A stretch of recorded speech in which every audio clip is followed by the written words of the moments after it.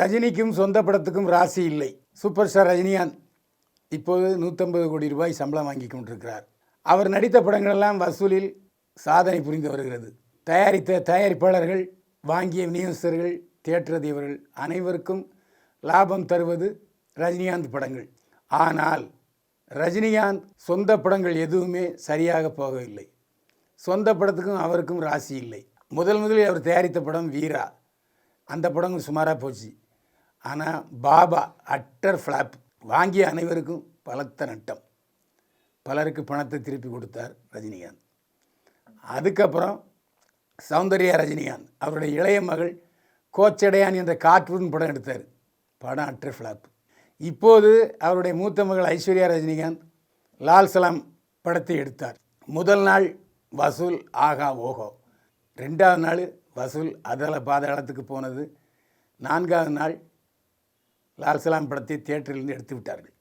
தான் நடித்த படங்கள் மற்றவர்களுக்கு லாபமாக இருந்தாலும் தனக்கு லாபமாக இல்லையே என்ற காரணத்தினால் நான் சொந்த படம் எடுப்பதை நிறுத்திவிட்டேன் என்று சொன்னார் ரஜினிகாந்த். அது மட்டும் இல்லை, ரஜினிகாந்துடைய குரு, ஆன்மீக குரு ரஜினி, நீ மற்றவங்க படத்தில் நடித்து அதிகமாக சம்பளம் வாங்கிக்க, சொத்து சேர்த்துக்க, ஆனால் நீ சொந்த படம் எடுத்தால் சோகத்தை தான் சந்திப்ப, நஷ்டம்தான் வரும் என்று சொல்லியதை தொடர்ந்து ஆன்மீக குரு பேச்சை கேட்டு சொந்த படம் எடுப்பதை நிறுத்தியிருந்தார்.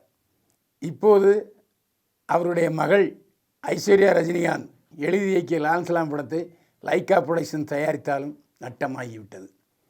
தன்னுடைய 2 மகளும் தன்னை வைத்து எடுத்த படம் நட்டமாகியதனால் மன உளைச்சலுக்கு ஆளானார் ரஜினிகாந்த்.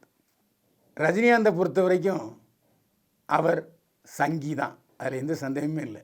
ஆன்மீகவாதி. சரி, அவர் ஆன்மீகவாதி என்றால் இப்போ ஐஸ்வர்யா ரஜினிகாந்தும் சமீபத்தில் திருப்பதி போய் லால் சலாம் படம் வசூலில் வெற்றி பெற வேண்டும் என்று திருப்பதி ஏழுமலையான பிரார்த்தித்து விட்டு வந்தார். அவங்க குடும்பமே எல்லாருமே ஆன்மீகவாதிகள் தான். ஆனால் இந்த நாக்கில் சனின்னு சொல்லுவாங்க இல்லையா, அது மாதிரி ஐஸ்வர்யா ரஜினிகாந்த் எங்கள் அப்பா சங்கி இல்லை இன்னும் தேவையில்லாமல் ஒரு பிரச்சனையை கிளப்பினார். ஆனால் அதற்கு மறுநாளே சங்கி என்பது கெட்ட வார்த்தை இல்லை என்று மறுத்தார் ஐஸ்வர்யா ரஜினிகாந்தின் அப்பா ரஜினிகாந்த். அப்பா மகளுக்குள்ளே இவ்வளோ கான்ட்ரவர்சி ஓடிச்சு. லால் சலாம் படத்தில் இஸ்லாமிய பெரியவராக நடித்திருக்கிறார் ரஜினிகாந்த். முஸ்லீம்கள் இந்த படத்தை பார்க்க வேண்டும் என்பதற்காக தேவையில்லாமல் சங்கி வாரத்தை கிளப்பினார் ஐஸ்வர்யா ரஜினிகாந்த். அது முற்றிலும் கோணலாகிவிட்டது.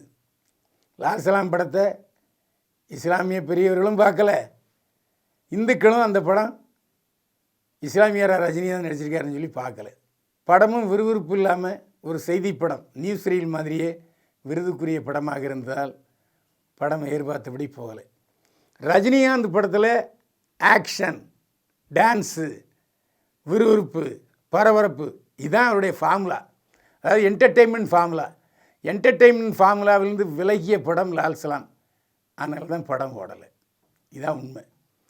யாரிடம் எதிர்வை எதிர்பார்ப்பார்கள் என்பதை நினைத்து கொடுக்கணும்.